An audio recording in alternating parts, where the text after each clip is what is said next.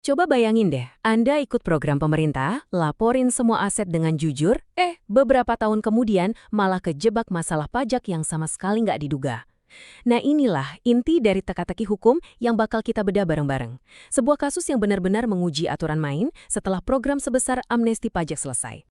Oke, kita langsung ke jantung masalahnya ya. Pertanyaan yang ada di layar ini, inilah yang jadi sumber seluruh sengketa. Kelihatannya simpel kan? Namanya bisnis kalau rugi ya harusnya bisa jadi pengurang pajak dong. Tapi begitu menyangkut aset dari program amnesti pajak, jawabannya ternyata jauh lebih rumit dari yang kita kira. Nah, di sini kita punya dua kubu. Di satu sudut ada CV sumber subur. Ceritanya, mereka jual beberapa truk operasionalnya dan ternyata rugi. Terus di sudut lain, ada Direktur Jenderal Pajak yang bilang, tunggu dulu, kerugian itu nggak bisa jadi pengurang pajak. Nah, dari sinilah dramanya dimulai.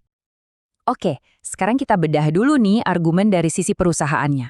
Mereka tuh yakin banget kalau peraturan yang ada selama ini sepenuhnya mendukung posisi mereka. Tapi, tunggu dulu. Sebelum kita ngomongin inti masalah pajaknya, perusahaan ini harus lolos dari gerbang pertama, yaitu ngebuktiin kalau mereka itu berhak untuk menggugat. Argumen mereka apa? Gini, surat dari kantor pajak itu bukan sekedar balasan email biasa. Surat itu tuh spesifik buat mereka. Isinya jelas-jelas nolak klaim mereka dan keputusannya final. Nggak perlu nunggu persetujuan bos-bos di atas lagi. Karena ini langsung berakibat hukum, yaitu mereka harus bayar pajak lebih banyak, maka surat ini adalah keputusan resmi yang bisa dibawa ke pengadilan. Nah ini dia senjata utama mereka. Mereka menunjuk langsung ke Undang-Undang Pajak Penghasilan, khususnya pasal 6. Aturan ini yang jadi pilar hukum pajak kita, bunyinya tuh gamplang banget. Kerugian dari penjualan aset perusahaan itu bisa dikurangkan.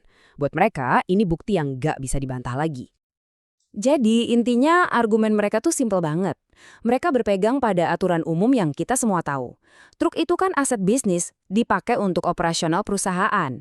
Menurut kitab suci perpajakan, yaitu UU PPH, kerugian dari penjualan aset kayak gitu ya jelas pengurang pajak yang sah. Titik. Tapi tentu aja ceritanya nggak berhenti di situ. Sekarang kita dengerin jawaban dari otoritas pajak. Nah, mereka melihat masalah ini dari sudut pandang yang beda banget. Pertama, soal prosedur nih. Kantor pajak menolak mentah-mentah ide kalau surat mereka itu bisa digugat. Kata mereka, surat itu kan cuma jawaban atas pertanyaan, bukan keputusan yang menciptakan hak atau kewajiban baru. Ini semacam upaya buat menghentikan kasusnya, bahkan sebelum masuk ke pokok perkara. Nah, disinilah argumen kantor pajak jadi sangat tajam.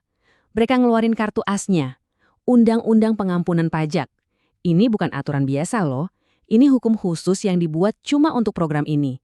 Dan di dalamnya ada satu aturan sakral yang penting banget. Aset tambahan yang diungkapkan itu tidak boleh disusutkan. Dan ini keren banget cara mereka nyambungin benang merahnya. Logikanya gini, penyusutan itu kan penurunan nilai aset secara bertahap, tiap tahun. Nah, kerugian waktu jual itu kan pada dasarnya penurunan nilai aset juga. Cuma kejadiannya sekaligus, jeger. Karena UU Amnesti Pajak secara eksplisit melarang penurunan nilai lewat penyusutan, ya logis dong kalau penurunan nilai lewat kerugian penjualan juga nggak boleh diakui sebagai pengurang pajak. Nah, sampailah kita di puncak permasalahannya. Kasus ini bukan lagi soal satu perusahaan atau beberapa truk, tapi ini adalah benturan antara dua pilar hukum perpajakan raksasa di Indonesia. Coba deh kita jajarin keduanya biar kelihatan jelas. Di satu sisi ada UU Pajak Penghasilan, hukum umum yang berlaku buat semua yang bilang boleh ada pengurangan kerugian. Di sisi lain ada UU Amnesti Pajak, hukum khusus untuk situasi ini yang bilang nggak boleh ada pengurangan nilai.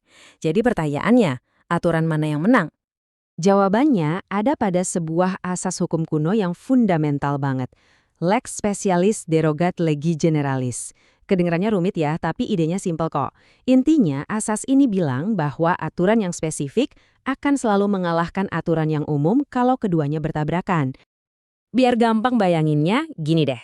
Anggap aja UU Pajak Penghasilan itu kayak peraturan lalu lintas umum di sebuah kota. Terus, ada acara khusus kayak Car Free Day dengan aturan rumahnya sendiri, yaitu UU Amnesti Pajak. Nah, kalau Anda ikut Car Free Day itu, Anda ya setuju untuk ikutin aturan rumahnya kan? Walaupun itu beda sama peraturan lalu lintas biasa. Dalam kasus ini, aturan rumahnya jelas, nggak ada pengurangan nilai untuk aset yang Anda bawa ke pesta ini. Terus, kenapa sih kasus ini penting banget buat kita bahas? Soalnya, keputusannya itu bakal punya efek domino yang jauh lebih besar dari sekedar urusan truk milik CV Sumber Subur. Ini menyangkut fondasi kepercayaan dan kepastian dalam sistem pajak kita.